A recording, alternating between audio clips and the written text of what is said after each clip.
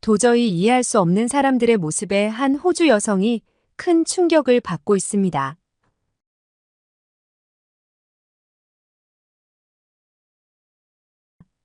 도대체 무슨 일이 벌어진 것일까요? 오늘은 호주에서 온 크리스틴 씨의 사연을 준비했습니다. 그럼 오늘의 사연 시작합니다. 안녕하세요. 저는 호주 멜버른 출신의 크리스틴이라고 합니다. 저는 호주에서 여행작가로 활동하고 있습니다. 저는 그동안 주로 호주 내륙 도시들을 여행하며 많은 여행 칼럼을 작성해왔는데 사람들의 반응이 좋아지면서 조금씩 인기를 얻고 있습니다. 그래서 올해 초에는 아시아 여행을 다녀왔습니다. 저는 아시아의 3대장인 한국, 중국, 일본 이렇게 세 나라를 다녀왔는데 정말 충격적인 사건들을 경험하여 그 경험에 대해 말씀드리고 싶어서 이렇게 사연을 보내게 되었습니다. 아시아는 그동안 제게 미지의 세계였지만 이번 기회를 통해 그곳의 문화를 직접 체험해보고 싶었습니다. 한국에서는 전통과 현대가 공존하는 서울의 매력을 느껴보고 중국에서는 역사가 살아 숨쉬는 베이징과 상하이를 탐방하며 일본에서는 나고야의 독특한 분위기를 경험하는 것들을 미리 기대하기도 했는데요. 새로운 문화와 사람들을 만나고 그들의 이야기를 듣는 것이 이번 여행의 가장 큰 기대 포인트였기에 저는 설렘과 함께 아시아로의 첫 발걸음을 내딛었습니다. 저는 첫 여행지로 일본의 나고야를 선택했습니다. 이곳에서 3박 4일의 시간을 보내기로 했습니다. 일본 나고야에서의 첫날, 정말 잊지 못할 경험들이 많았습니다. 첫 번째 날 아침, 저는 나고야성을 방문했습니다. 일본의 나고야성은 아름다운 정원과 웅장한 성벽으로 유명한데 그곳을 둘러보며 일본의 역사와 문화를 느낄 수 있었습니다. 특히 정교하게 꾸며진 정원은 저를 감탄하게 만들었습니다. 조용한 분위기 속에서 산책을 하며 마음이 평화로워지는 느낌을 받았습니다. 일본의 전통 건축 양식과 섬세한 조경 기술은 정말 놀라웠습니다. 점심에는 현지인들이 추천해준 히스마부시를 먹으러 갔습니다. 히스마부시는 나고야의 대표적인 음식으로 장어를 잘게 썰어 밥 위에 올려 먹는 요리입니다. 처음에는 장어의 비린맛을 걱정했지만 전혀 그렇지 않았습니다. 오히려 장어의 풍미가 입안 가득 퍼지며 만족스러운 식사를 할 수 있었습니다. 일본 음식의 섬세함과 맛의 깊이에 감탄했습니다. 그러나 일본의 모든 것이 완벽하지만은 않았습니다. 오후에는 대중교통을 이용해 보았는데 사람들로 가득 찬 전철 안에서 조금 불편함을 느꼈습니다. 일본 사람들은 매우 질서를 지키고 예의 바르지만 그로 인해 지나치게 경직된 분위기가 느껴지기도 했습니다. 또한 영어로 의사소통이 어려워 관광객으로서 불편함을 겪기도 했습니다. 일본어를 잘하지 못하는 제 입장에서는 가끔 소통의 장벽이 크게 느껴졌습니다. 저녁에는 나고야의 유명한 사카의 거리로 나갔습니다. 화려한 네온사인과 활기찬 분위기에 휩싸여 다양한 상점들을 구경했습니다. 하지만 지나치게 상업화된 거리의 모습은 조금 아쉬웠습니다. 전통과 현대가 조화를 이루는 일본의 모습을 기대했지만 사카의 거리에서는 상업적인 요소가 더 부각되어 보였습니다. 나고야에서의 첫날은 이렇게 마무리되었습니다. 일본의 역사와 전통, 맛있는 음식, 질서 정연한 사회를 경험하며 많은 것을 배웠습니다. 동시에 문화의 차이에서 오는 어려움도 느꼈지만 이는 새로운 곳을 여행하며 겪는 자연스러운 과정이라고 생각했습니다. 일본 나고야에서의 둘째 날 저는 아침 일찍부터 오스 상점가를 방문했습니다. 오스 상점가는 전통적인 분위기와 현대적인 상점들이 혼재되어 있는 곳으로 다양한 가게들을 구경할 수 있는 곳이라고 들었습니다. 하지만 상점가에 도착하자마자 지나치게 혼잡한 환경에 놀랐습니다. 좁은 골목마다 사람들로 붐비고 각종 상점의 간판과 광고가 어지럽게 펼쳐져 있었습니다. 많은 사람들이 몰려있는 탓에 천천히 걸으며 구경하는 것이 어려웠고 몇몇 상점은 너무 상업적이어서 전통적인 느낌을 찾기 힘들었습니다. 점심 식사를 위해 찾아간 작은 식당에서는 또 다른 어려움을 겪었습니다. 식당의 메뉴가 전부 일본어로만 되어 있어서 무엇을 주문해야 할지 고민이 되었습니다. 영어로 된 메뉴가 없는 곳이 많았고 직원들도 영어를 잘 못해 의사소통에 많은 시간이 걸렸습니다. 간신히 주문한 음식은 나쁘지 않았지만 소통의 어려움으로 인해 식사를 즐기기보다는 불편함이 더 크게 느껴졌습니다. 오후에는 나고야 시내를 더 둘러보기로 했습니다. 대중교통을 이용해 여러 곳을 이동했는데 전철을 탈 때마다 느꼈던 불편함은 여전했습니다. 전철 내에서 전화통화가 어렵다고 볼 수 있었습니다.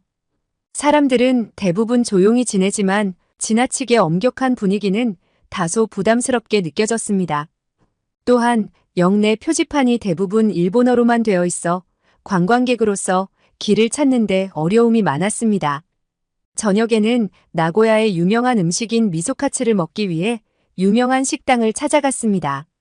그곳은 현지인들에게 매우 인기 있는 곳이었고 그래서 긴 대기 시간이 필요했습니다. 하지만 음식점의 대기 시스템이 명확하지 않아 혼란스러웠고 오랜 기다림 끝에 겨우 자리에 앉을 수 있었습니다. 미소카츠의 맛은 훌륭했지만 기다리는 동안의 불편함과 혼란은 큰 단점으로 남았습니다.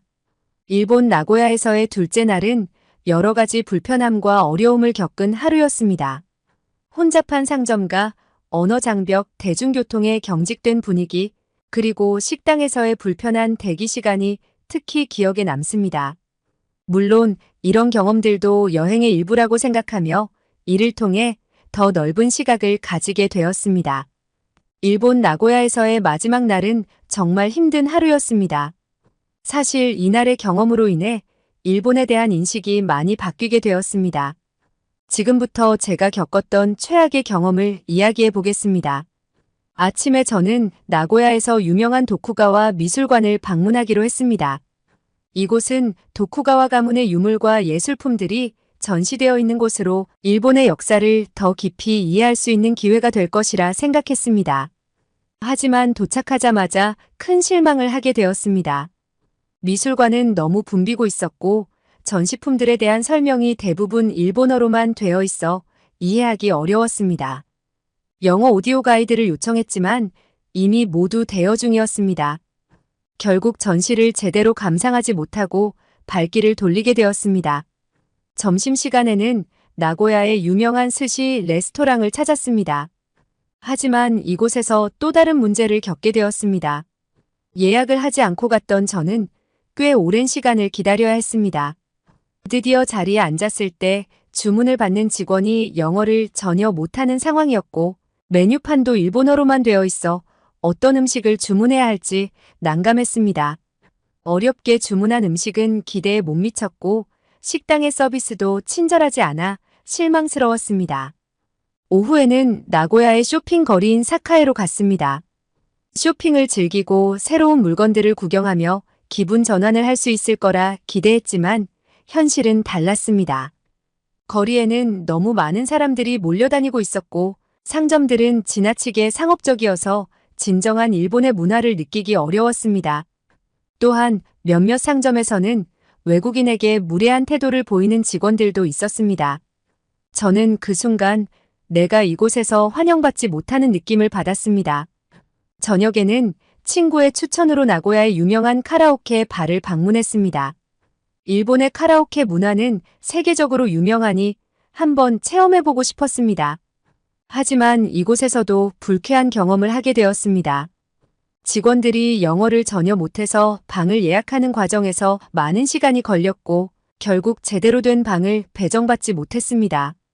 또한 기계 조작도 어려워 노래를 부르는 것 자체가 힘들었습니다.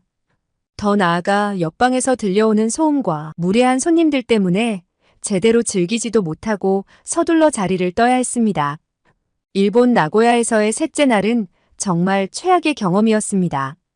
미술관, 레스토랑, 쇼핑거리, 카라오케 바 모두에서 겪은 불편함과 실망스러운 경험들이 쌓여 결국 일본에 대한 이미지가 크게 나빠졌습니다. 저는 이렇게 일본에서의 최악의 경험을 마무리하고 중국으로 넘어갔습니다. 저는 나고야에서의 최악의 경험을 뒤로하고 이제 새로운 여행지 중국 상하이로 떠나게 되었습니다. 일본에서의 실망스러운 경험을 털어내고 새로운 문화와 사람들을 만날 생각에 설레는 마음을 안고 상하이로 향했습니다. 상하이에 도착하자마자 느낀 첫 인상은 매우 인상적이었습니다. 푸동국제공항은 현대적이고 효율적으로 운영되고 있었으며 공항에서 시내로 가는 교통편도 잘 갖추어져 있었습니다. 공항에서 택시를 타고 호텔로 이동하는 동안 상하이의 고층 빌딩들과 화려한 도시 경관에 감탄했습니다. 호텔에 도착하자마자 짐을 풀고 첫날 일정을 시작했습니다. 먼저 상하이의 유명한 예원을 방문했습니다. 예원은 전통적인 중국식 정원으로 아름다운 연못과 정교하게 꾸며진 정자, 고풍스러운 건물들이 어우러져 있었습니다. 정원을 거닐며 중국의 전통 문화를 직접 체험할 수 있었고, 특히 정원 안에 있는 작은 찻집에서 맛본 중국 차는 정말 일품이었습니다. 차를 마시며 현지인들과 이야기를 나누는 시간도 매우 즐거웠습니다. 점심에는 현지 가이드의 추천으로 상하이의 유명한 딤섬 레스토랑을 방문했습니다. 다양한 종류의 딤섬들이 아름답게 차려져 있었고 한 입 먹어보니 정말 맛있었습니다. 특히 샤오롱바오는 속이 육즙으로 가득 차 있어 입안 가득 퍼지는 풍미가 일품이었습니다. 현지 가이드가 메뉴를 설명해주고 주문을 도와주어 큰 불편함 없이 식사를 즐길 수 있었습니다. 오후에는 와이탄 지역을 탐방했습니다. 와이탄은 상하이의 역사적인 건물들과 현대적인 건물들이 조화를 이루는 곳으로 강변을 따라 걷다 보면 상하이의 과거와 현재를 동시에 느낄 수 있었습니다. 특히 황푸강을 따라 보이는 푸동 지역의 마천루들이 인상적이었고 야경을 감상하기 위해 다시 한번 와야겠다고 생각했습니다. 저녁에는 상하이의 현대적인 면모를 체험하기 위해 신텐디를 방문했습니다. 신텐디는 상하이의 전통적인 골목과 현대적인 레스토랑, 카페들이 어우러진 곳으로 이곳에서 현지인들과 외국인들이 어울려 즐거운 시간을 보내고 있었습니다.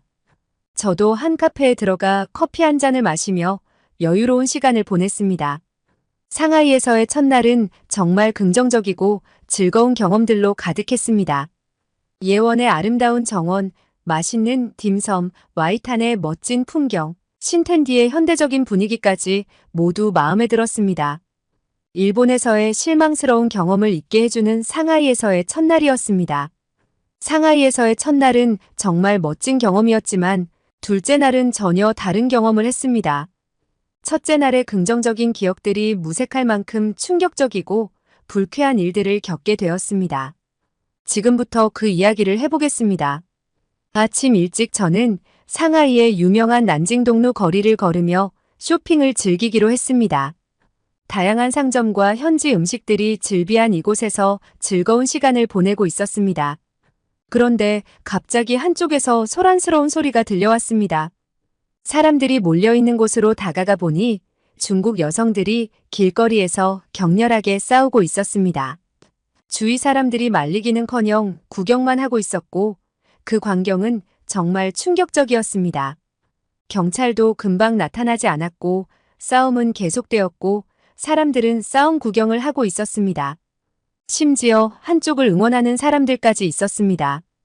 정말 충격적이었던 점은 싸우고 있는 여성들이 서로의 옷을 벗기는 모습이었습니다. 한 여성은 상의가 완전히 나체가 되어버렸는데 그 누구도 그 여성을 도와주지 않았고 다들 휴대폰으로 동영상을 찍기 바빴습니다. 저는 그 장면을 보고 크게 당황했고 빠르게 그 자리를 벗어났습니다. 그 후 저는 지하철을 타고 어제 다녀왔던 신천지로 향했습니다. 상하이 지하철은 비교적 저렴하고 깔끔한 시설을 갖추고 있었습니다.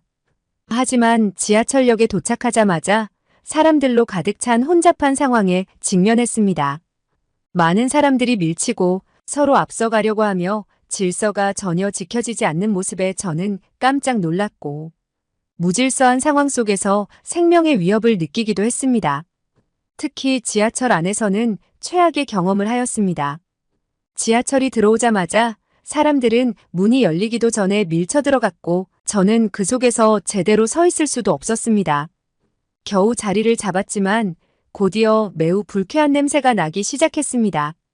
몇몇 사람들이 음식물과 쓰레기를 아무렇지 않게 지하철 안에 버리고 누더기 차림의 노숙자로 보이는 사람들도 있었습니다.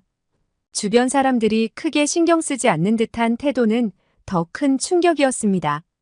게다가 지하철 안에서의 소란은 계속되었습니다.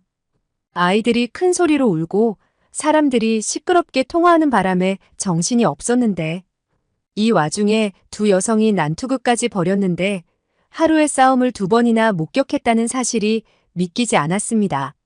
짧은 지하철 여정이 너무 길게 느껴졌고 한시라도 빨리 그곳을 벗어나고 싶었습니다. 신천지에 도착했지만 저는 이미 지친 상태였습니다. 저는 그곳에서 즐길 마음의 여유가 없었습니다. 하루 종일 불쾌한 경험들로 인해 피로감이 밀려왔고 상하이에 대한 인상이 크게 나빠졌습니다. 상하이에서의 둘째 날은 정말 힘든 하루였습니다. 길거리 싸움, 지하철에서의 혼란과 불쾌함은 제가 예상하지 못한 충격적인 경험들이었습니다. 저는 정말 아시아에 대해 진절머리가 날 지경이었어요. 일본에 이어 중국까지 실망스러운 모습들로 인해 호주로 돌아가고 싶었죠. 상하이에서의 셋째 날 저는 결국 중국에서의 일정을 중단하기로 결정했습니다. 아침에 저는 상하이의 유명한 관광지인 주자자오 수양마을을 방문하기로 했습니다. 주자자오는 전통적인 중국 마을의 모습을 간직한 아름다운 곳으로 고요한 수로와 고풍스러운 건물들이 매력적이라는 이야기를 들었습니다. 그러나 그곳에 도착하자마자 상황은 예상과 달랐습니다. 수양마을에 들어서자마자 많은 사람들이 길거리에서 쓰레기를 아무렇게나 버리고 있었습니다. 저는 아름다운 경치가 훼손된 모습에 크게 실망했습니다. 게다가 마을 안에서는 관광객들을 상대로 바가지를 씌우는 상인들이 많았습니다. 기념품을 사려고 하니 가격을 터무니없이 높게 부르는 일이 다반사였고 흥정을 시도하면 화를 내며 불친절한 태도를 보였습니다. 저는 이러한 상인들의 태도에 매우 불쾌했습니다. 점심시간에는 한 현지 식당에서 식사를 하기로 했습니다. 식당 안은 꽤 붐볐고 자리를 찾기가 어려웠습니다. 결국 한 테이블에 합석하게 되었는데 그곳에서 정말 충격적인 일을 겪었습니다. 옆 테이블에 앉은 가족이 큰 소리로 음식을 먹으며 테이블 위에 침을 뱉고 심지어 음식을 남기고는 그대로 자리를 떠났습니다. 그들의 무례한 행동에 경악을 금치 못했습니다. 식당 직원들도 이런 상황을 아무렇지 않게 받아들이는 듯 보였고 정리조차 제대로 하지 않았습니다. 위생 상태에 대해 심각한 우려가 들었습니다. 오후에는 다시 시내로 돌아와 한 유명한 쇼핑몰을 방문했습니다. 쇼핑몰 안에서 조금은 안정을 찾을 수 있을 거라 기대했지만 그곳에서도 실망스러운 경험이 이어졌습니다. 상점 직원들은 무례하고 불친절했으며 몇몇 상점에서는 외국인인 저를 대놓고 무시하는 태도를 보였습니다. 물건에 대한 질문을 하려 해도 무시당하거나 불쾌한 반응을 보이는 일이 많았습니다. 결국 저는 아무것도 사지 않고 쇼핑몰을 나왔습니다. 그런데 쇼핑몰에서 나오는 길에 정말 믿기 어려운 장면을 목격했습니다. 한 중국인이 도로 한복판에서 아무렇지도 않게 바지를 내리고 용변을 보고 있었습니다. 이 모습도 충격이었지만 마치 늘상 있는 일이라는 듯 전혀 개의치 않아 하는 중국인들의 모습에 큰 충격을 받았습니다. 상하이 같은 대도시에서 이런 일이 일어날 수 있다는 사실에 경악했습니다. 이는 단순히 불쾌한 경험을 넘어 문화적 충격으로 다가왔습니다. 저녁에는 마지막으로 상하이의 유명한 동방명주 타워를 방문하기로 했습니다. 상하이의 야경을 감상하며 여행의 마지막을 장식하고 싶었습니다. 그러나 타워로 가는 도중 길거리에서 또 한 번 충격적인 상황을 목격했습니다. 여성들이 거리 한복판에서 큰 소리로 욕설을 퍼부으며 다른 사람과 싸우고 있었고 주위 사람들은 그저 구경만 할 뿐 아무도 말리지 않았습니다. 경찰이 오기까지 시간이 걸렸고 그동안 혼란스러운 상황이 계속되었습니다. 이 모든 상황들이 너무나 충격적이었습니다. 이날의 경험들은 저를 완전히 지치게 했고 더 이상 중국에서의 여행을 계속할 수 없다는 결론에 이르게 했습니다. 저는 중국 사람들이 정말 야만적인 사람들이라 느꼈을 정도였습니다. 중국에서의 일정이 2일 정도 남은 상황이었지만 더 이상 이런 곳에 있을 수 없다고 생각했고 비행 일정을 변경해 한국으로 향했습니다. 한국으로 향하는 비행기 안에서 저는 마음이 무거웠습니다.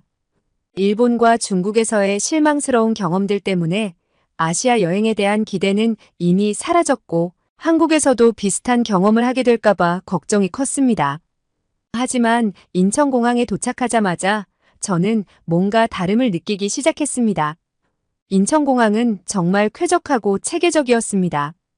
공항 내 모든 안내 표지판은 영어로도 잘 되어 있었고 직원들도 친절하고 도움이 되었습니다. 특히 입국 심사 과정은 신속하고 효율적이었으며 공항 내의 깨끗한 환경과 현대적인 시설들은 저를 놀라게 했습니다.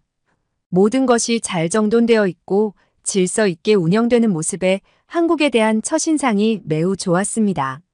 짐을 찾고 공항을 나서면서 저는 한국에서의 첫날 일정을 기대하기 시작했습니다.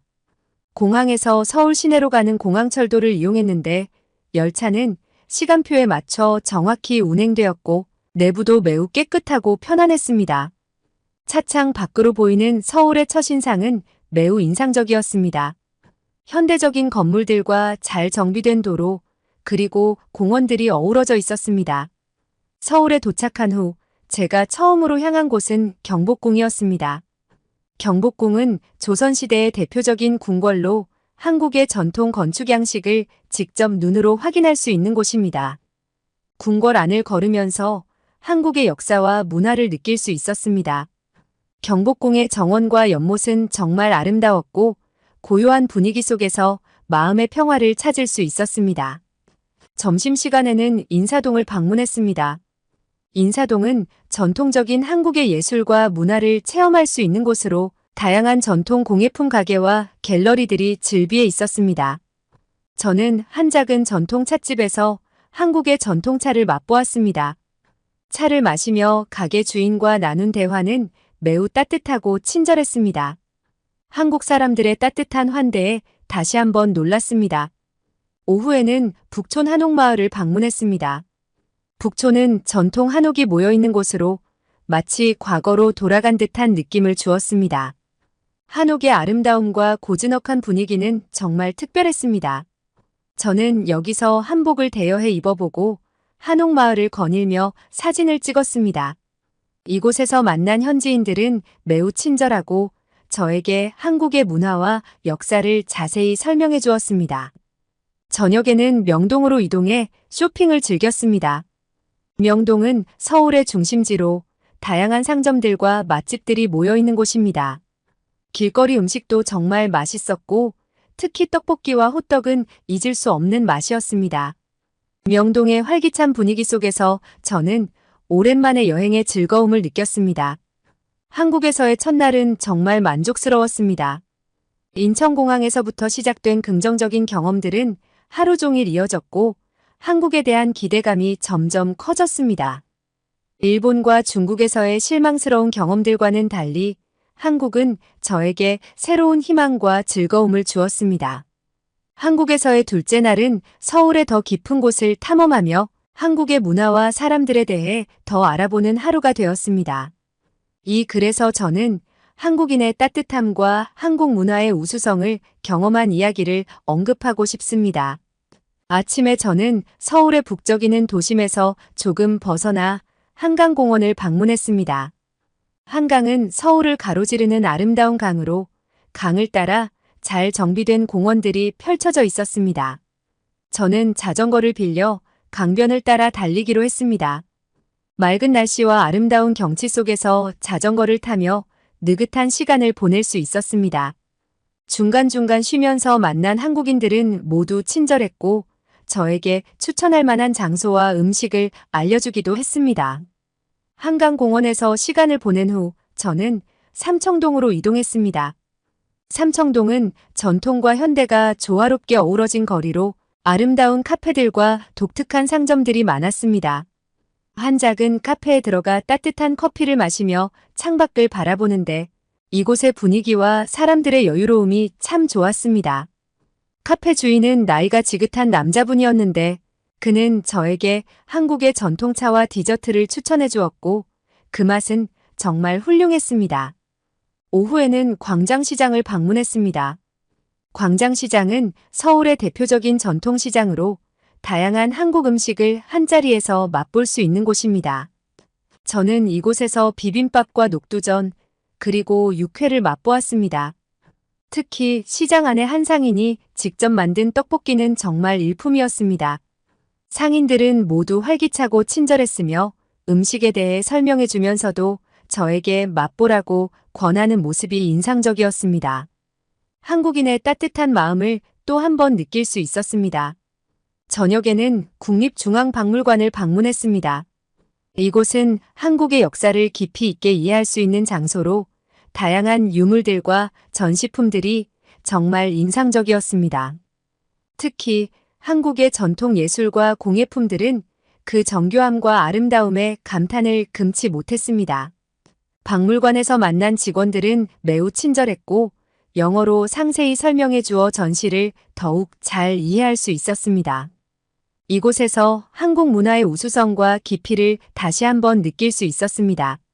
한국에서의 둘째 날은 정말 감동적인 하루였습니다.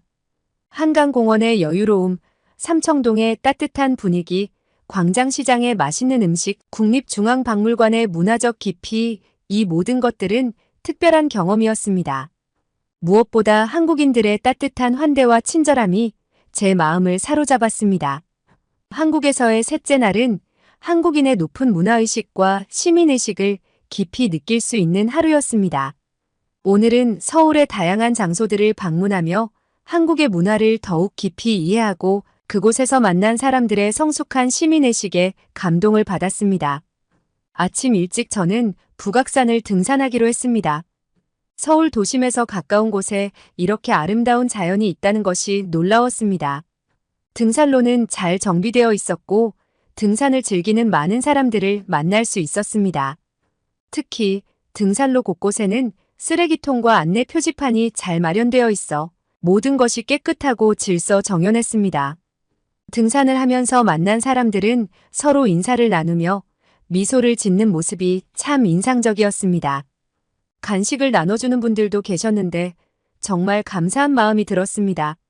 한국 사람들의 자연을 사랑하는 마음과 높은 시민의식을 느낄 수 있었습니다. 등산을 마친 후 저는 남산타워를 방문했습니다. 남산타워는 서울의 전경을 한눈에 볼 수 있는 명소로 많은 관광객들이 찾는 곳입니다. 타워 주변의 공원은 매우 깨끗하고 아름다웠으며 많은 사람들이 산책을 즐기고 있었습니다. 특히 가족 단위로 온 사람들이 많았는데 부모들이 아이들에게 공공장소에서의 예절을 가르치는 모습이 인상적이었습니다. 아이들은 쓰레기를 함부로 버리지 않고 질서를 지키며 놀고 있었습니다. 이러한 모습에서 한국의 높은 시민의식이 아이들에게까지 잘 전해지고 있음을 느꼈습니다. 점심시간에는 한강공원에서 피크닉을 하기로 했습니다. 어제 다녀왔던 한강이 너무 좋았거든요. 자전거를 이용해 한강을 달렸던 어제와 달리 오늘은 한강의 잔디밭에 누워 햇살을 즐기며 피크닉을 만끽했습니다. 한강공원에는 이미 많은 사람들이 돗자리를 펴고 피크닉을 즐기고 있었습니다. 주위를 둘러보니 많은 사람들이 즐거운 시간을 보내고 있었지만 공원은 매우 깨끗하게 유지되고 있었습니다. 쓰레기를 아무렇게나 버리는 사람은 없었고 모두가 공공장소를 깨끗하게 사용하려는 노력이 느껴졌습니다. 오후에는 종로구에 있는 서촌을 방문했습니다. 서촌은 전통과 현대가 조화롭게 어우러진 지역으로 예쁜 카페와 작은 갤러리들이 많았습니다. 한 갤러리를 방문했을 때 주인과 이야기를 나눌 기회가 있었습니다. 그는 한국의 예술과 문화에 대한 자부심을 가지고 있었고 한국의 전통과 현대가 어떻게 조화를 이루고 있는지 설명해 주었습니다. 그의 이야기를 들으면서 한국 사람들의 문화의식이 얼마나 높은지 그리고 그들이 자신의 문화를 얼마나 소중히 여기는지를 다시 한번 느낄 수 있었습니다. 오늘이 한국에서의 마지막 날이라 저녁에는 강남역 근처에서 저녁 식사를 하기로 했습니다. 강남은 서울의 번화가로 많은 사람들이 몰려드는 곳이더라고요. 강남 스타일로 외국인들에게 더욱 유명해진 곳이죠. 거리에는 사람들이 많았지만 모두가 질서를 지키며 이동하고 있었고 공공장소에서 큰 소리를 내거나 다른 사람에게 불편을 주는 사람은 없었습니다.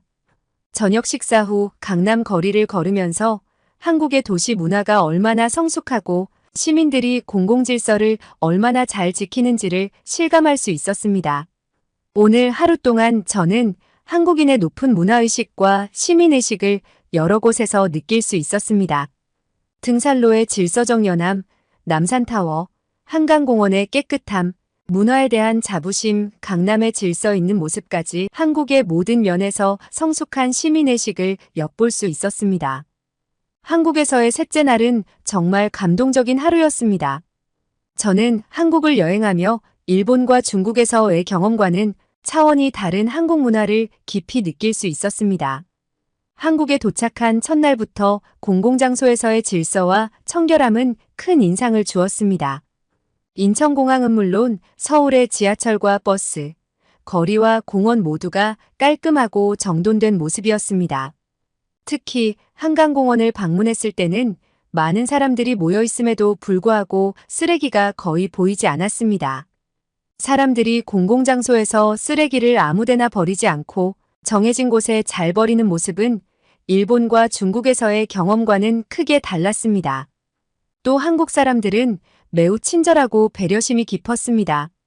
삼청동의 작은 카페 주인과의 대화, 한강공원에서 자전거를 타고 지나가다 마주친 사람들, 시장에서 만난 상인들까지 모두가 따뜻한 환대와 친절을 보여주었습니다. 특히 길을 물어볼 때마다 사람들은 자세하고 친절하게 길을 알려주었고 심지어는 직접 데려다주는 경우도 있었습니다. 중국과 일본에서도 친절한 사람들을 만났지만 한국에서의 친절함은 그 깊이와 진심이 다르게 느껴졌습니다.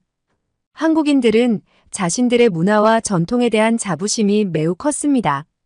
국립중앙박물관에서 한국의 역사와 전통 예술을 감상하며 그리고 서촌의 작은 갤러리에서 만난 예술가와의 대화를 통해 한국인들이 얼마나 그들의 문화유산을 소중히 여기고 있는지를 알 수 있었습니다. 한국의 전통 건축물인 한옥, 전통 의상인 한복, 그리고 전통 음식들까지 모든 것이 현대와 조화를 이루며 잘 보존되고 있었습니다. 일본과 중국에서도 전통 문화를 경험할 수 있었지만 한국에서는 그것이 일상 속에 자연스럽게 녹아있는 모습이 인상적이었습니다. 한국에서 가장 감명 깊었던 점은 높은 시민의식이었습니다. 북악산 등산로에서 만난 등산객들, 남산타워에서 만난 가족들, 그리고 강남의 번화한 거리에서 만난 사람들 모두가 공공질서를 지키며 배려심을 가지고 행동하는 모습이 인상적이었습니다. 한국에서의 여행은 일본과 중국에서의 경험과는 완전히 다른 차원의 문화적 경험을 선사해 주었습니다. 공공장소에서의 질서와 청결, 사람들의 친절함과 배려심, 문화와 전통에 대한 자부심, 높은 시민의식, 그리고 맛있는 음식과 따뜻한 환대까지 한국은 저에게 많은 감동을 주었습니다. 이러한 경험을 통해 저는 한국 문화에 대한 이해와 사랑이 깊어졌습니다. 짧은 일정을 마치고 호주로 떠나는 비행기에서 저는 아쉬움을 느꼈습니다. 다음에는 더 긴 일정으로 한국의 문화를 경험하고 싶습니다. 저에게 친절을 베풀어 주신 한국 분들에게 감사하다는 말을 전하고 싶습니다. 한국에서 긍정적인 경험을 했다는 크리스틴 씨의 사연에 기분이 좋아지는 하루입니다. 오늘도 긴 사연 들어주셔서 감사합니다. 구독과 좋아요 버튼 눌러주시면 저에게 정말 큰 힘이 됩니다. 사랑하는 시청자 여러분, 행복하고 즐거운 하루 보내셨으면 좋겠습니다. 저는 다음에 더 좋은 사연으로 돌아오겠습니다.